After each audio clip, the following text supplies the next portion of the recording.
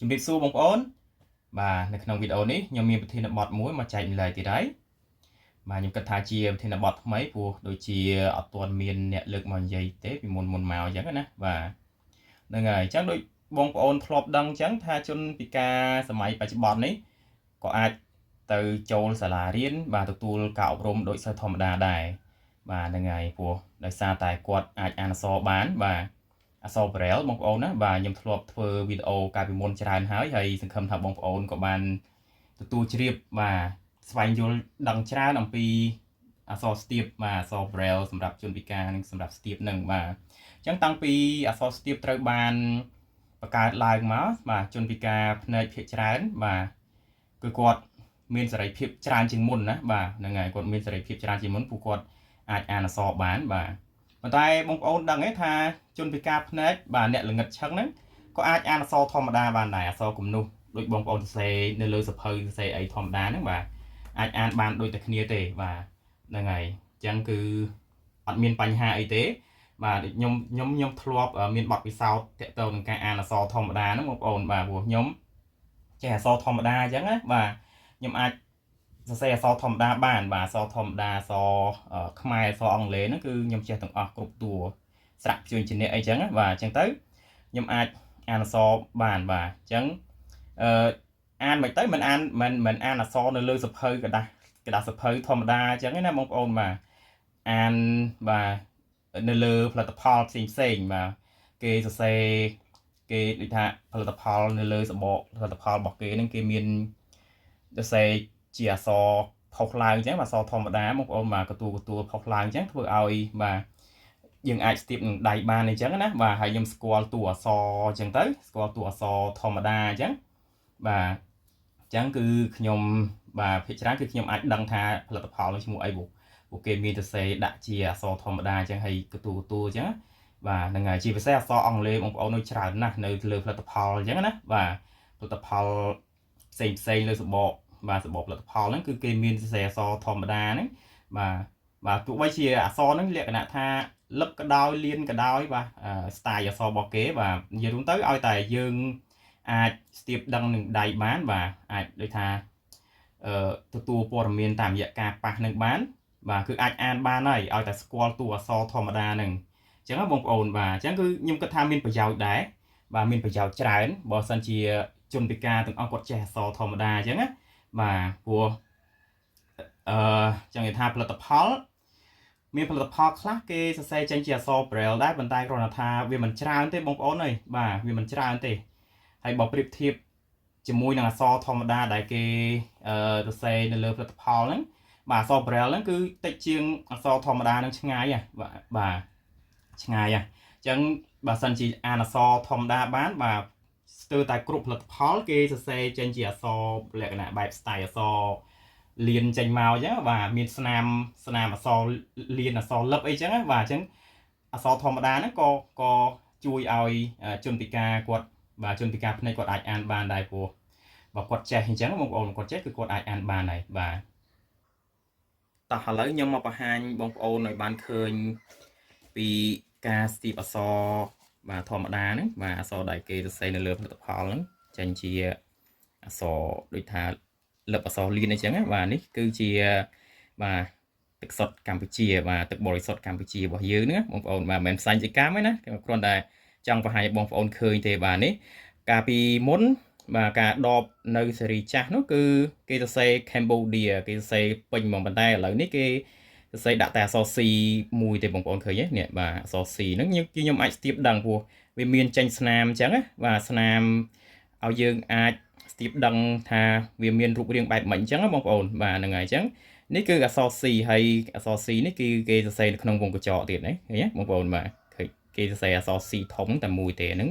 ទឹកបរិសុទ្ធកម្ពុជាអញ្ចឹងណាបាទហើយបាទផលិតផលផ្សេងទៀតបាទនេះគឺជាបាទអង្គរពូរ៉ូនេះគេសរសេរពេញបាទហើយខ្ញុំដឹងទៀតថាទឹកបរិសុទ្ធអង្គរពូរ៉ូនេះគឺគេសរសេរផ្ដើមនៅអក្សរធំហើយបន្ទាប់មកគឺអក្សរតូចទាំងអស់ឃើញទេបាទហ្នឹងហើយអញ្ចឹងអក្សរគេសរសេរមកបែបអញ្ចឹងបាទអញ្ចឹងអក្សរនៅលើផលិតផលវាមាន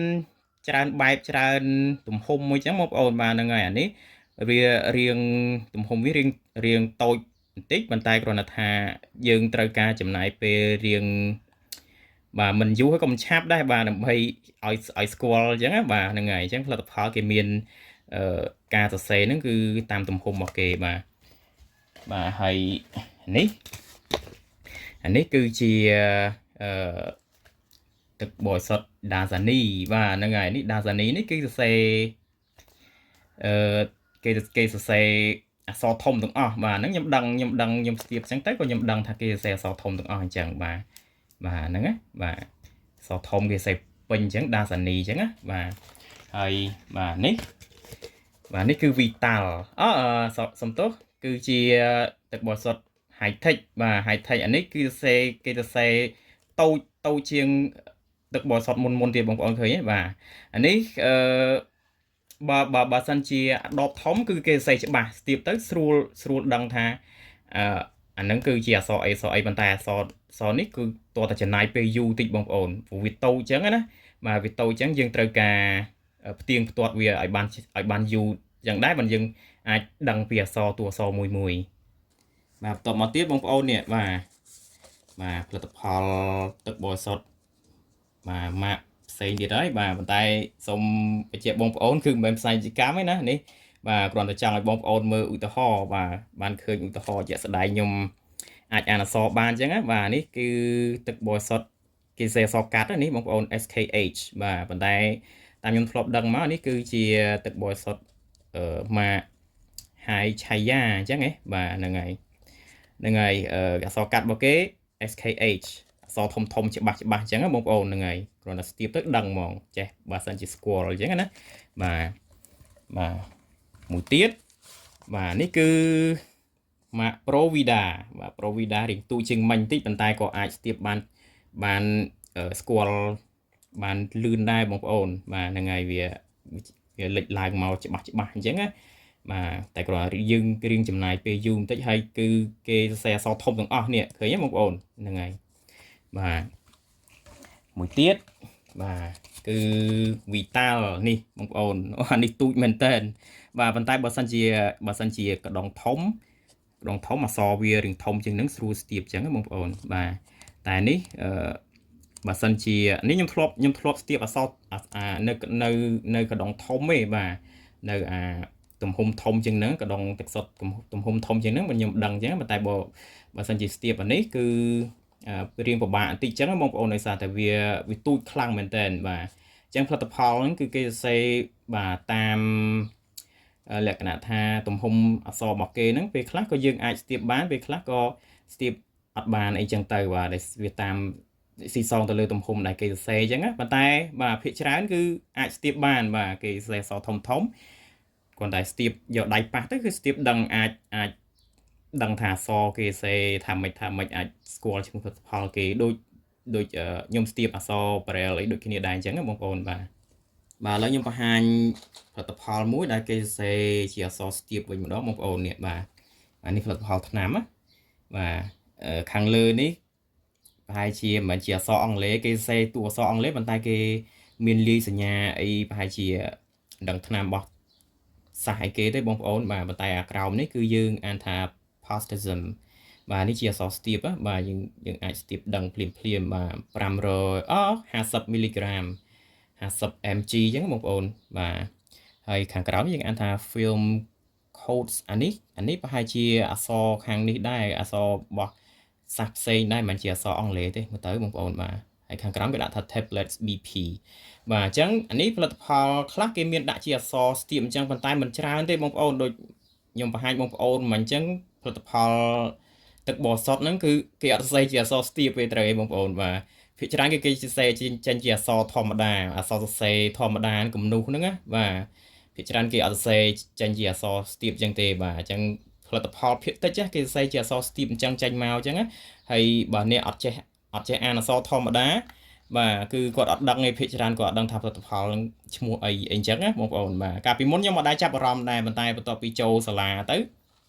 ចេះអានអក្សរចេះអីរបៀបថាយើងដឹងពីក្បួនខ្នាតអានអក្សរអញ្ចឹងទៅបាទក៏ចាប់អារម្មណ៍រៀនអក្សរធម្មតាបាទព្រោះចាប់អារម្មណ៍ថានៅលើផលិតផលមានអក្សរកទួលអញ្ចឹងទៅបាទហ្នឹងហើយដល់ពេលអញ្ចឹងទៅ ก็มีអារម្មណ៍ថានេះគួរឲ្យចាប់អារម្មណ៍រៀនដែរអញ្ចឹងបងប្អូនបាទអញ្ចឹងទៅក៏ខ្ញុំតែប៉ុន្តែខ្ញុំចេះអក្សរធម្មតាហ្នឹងក្រោយអក្សរស្ទាបដែរទេអញ្ចឹងចាប់អារម្មណ៍ថាវាប្រហែលជាអាចមានប្រយោជន៍អញ្ចឹងទៅខ្ញុំក៏ខំរៀនអញ្ចឹងទាំងអក្សរខ្មែរទាំងអក្សរអង់គ្លេសអញ្ចឹងទៅអញ្ចឹងបងប្អូនបាទតែអក្សរខ្មែរគឺកម្រមានផលិតផលដែលគេសរសេរចេញជាផុសចេញជាអក្សរលក្ខណៈ style អក្សរផុសអក្សរលៀនអក្សរលឹបអីដូចផលិតផលភាសាដូចភាសាអង់គ្លេសបងប្អូនព្រោះបាទភាគច្រើនគឺផលិតផលគេសរសេរចេញជាភាសាអង់គ្លេសអញ្ចឹងណាបាទហើយកន្លងមកធ្លាប់មានដែរមានផលិតផលសាប៊ូផលិតផលកែវដាក់ភេសជ្ជៈអីហ្នឹងមានអក្សរស្ទាបដែរប៉ុន្តែវាមិនច្រើនទេបងប្អូន2 3តួ4 5តួអីទេបើប្រៀបធៀបជាមួយនឹងអក្សរធម្មតាបាទគឺតែជាងអក្សរធម្មតាឆ្ងាយមែនតើបាទអញ្ចឹងបើចេះអក្សរធម្មតាមានប្រយោជន៍ច្រើនបាទព្រោះយើងក៏អាចស្ទាបអក្សរធម្មតាបានដែរលើផលិតផលបាទផលិតផលគេសរសេរជាអក្សរកទួលអញ្ចឹងណាបាទអាចស្ទាបបានដឹងដូចគ្នាបាទឥឡូវខ្ញុំមកបង្ហាញពីការស្ទាបអក្សរនៅលើផ្លាកលេខម៉ូតូបងប្អូននៅលើផ្លាកលេខម៉ូតូមានអក្សរខ្មែរបាទហ្នឹងហើយអញ្ចឹងផ្លាកលេខនេះគឺផ្លាកលេខស្វ័យរៀងត្រូវបងប្អូនបាទស្វ័យរៀងនេះឃើញទេបាទមានអក្សរខ្មែរនៅលើផ្លាកលេខម៉ូតូអញ្ចឹងក៏អាចស្ទាបបានដែរបងប្អូនអក្សរខ្មែរអញ្ចឹងណាបាទស្វ័យរៀងបាទហើយផ្លាកលេខគឺ 1G បាទ 1G 3799ត្រូវទេបងប្អូនបាទហ្នឹងហើយអាហ្នឹងនឹងការស្ទាបអក្សរខ្មែរអញ្ចឹងណាបាទតោះកាលពីមុនសុទ្ធតែជាអក្សរ style អក្សរលៀនណារចនាបថបែបអក្សរលៀនចេញមកអញ្ចឹងបងប្អូនបាទឥឡូវមកស្ទាបអក្សរលឹបម្ដងមើលបាទនេះអក្សរលឹបនេះឃើញទេបងប្អូន Dream នេះគេសេបាទគេសេជាលក្ខណៈ style អក្សរលឹបចូលទៅក្នុងបាទតែយើងអាចស្ទាបបានដូចគ្នាដែរទេបងប្អូនបាទស្ទាបយើងអាចទទួលព័ត៌មានតាមការប៉ះអញ្ចឹងបានដូចគ្នាទេបាទ Dream ត្រូវទេបងប្អូនហ្នឹងហើយបាទអញ្ចឹងអក្សរលឹបក៏បានអក្សរលៀនក៏បានឲ្យតែចេះបាទចេះគឺថាស្ទាបដឹងដូចតែគ្នាហ្នឹងផលិតផលអីក៏ដឹងដែរបងប្អូនបាទហ្នឹងស្ទាបអក្សរធម្មតាអញ្ចឹងណាបងប្អូនអញ្ចឹងបាទមានប្រយោជន៍ច្រើនបាទមានប្រយោជន៍ច្រើនសម្រាប់ជនពិការភ្នែកបើគាត់ចេះអក្សរធម្មតាហ្នឹងបាទនៅលើផលិតផលភាគច្រើនគឺគេសរសេរចេញជាអក្សរអញ្ចឹងបាទអក្សរធម្មតាអញ្ចឹងពួកគាត់អាចដឹងដឹងថាផលិតផលហ្នឹងឈ្មោះអីអញ្ចឹងបងប្អូនបាទដោយសារតែការចេះអានអក្សរធម្មតាហ្នឹងគឺសំខាន់អញ្ចឹងបាទអញ្ចឹងទៅខ្ញុំពិតជាលើកទឹកចិត្តឲ្យបងប្អូនជនពិការភ្នែកគ្រប់រូបបាទពួកគាត់គួរតែរៀនឲ្យចេះបាទរៀនអក្សរធម្មតានឹងឲ្យចេះព្រោះមានប្រយោជន៍ដល់គាត់ខ្លាំងមែនតើបងប្អូនដូចដែលខ្ញុំបានបង្ហាញមកអញ្ចឹងបាទមិនចាំបាច់សួរអ្នកមើលឃើញក៏បានដែរផលិតផលខ្លះឈ្មោះផលិតផលខ្លះអញ្ចឹងបាទព្រោះគេមានសរសេរអក្សរឲ្យអញ្ចឹងទៅគឺយើងអាចស្ទាបបានអក្សរជាលក្ខណៈបែបចេញជា style អក្សរលៀនអក្សរលឹបអីចឹងគឺយើងអាចអានអក្សរបានដូចគ្នាអញ្ចឹងបងប្អូនបាទហើយនេះតាមមតិរបស់ខ្ញុំទេបើសិនជាជនពិការភ្នែកគាត់ចេះអក្សរនឹងទាំងអស់គ្នាបាទក្នុងផលិតផលផ្សេងគឺមិនចាំបាច់សរសេរជាអក្សរស្ទាបអក្សរ Braille ហ្នឹងក៏បានដែរប៉ុន្តែគ្រាន់តែថាឲ្យពួកគាត់សរសេរអក្សរធម្មតាហ្នឹងរៀងធំតិចមកហើយកទួលហ្នឹងរៀងស្រួលស្ទាបតិចទៅបាទសរសេរអក្សរធម្មតាហ្នឹងបងប្អូនបាទគឺជនពិការគឺគាត់អាចអានបានខ្លួនឯងហើយអញ្ចឹងណាបាទបើសិនជាបងប្អូនជនពិការភ្នែកគ្រប់រូបគាត់ចេះអញ្ចឹងណាបាទចេះអានដូចខ្ញុំអញ្ចឹងបាទគឺគាត់អាចអានបានហើយគឺមិនចាំបាច់ត្រូវការសួរអ្នក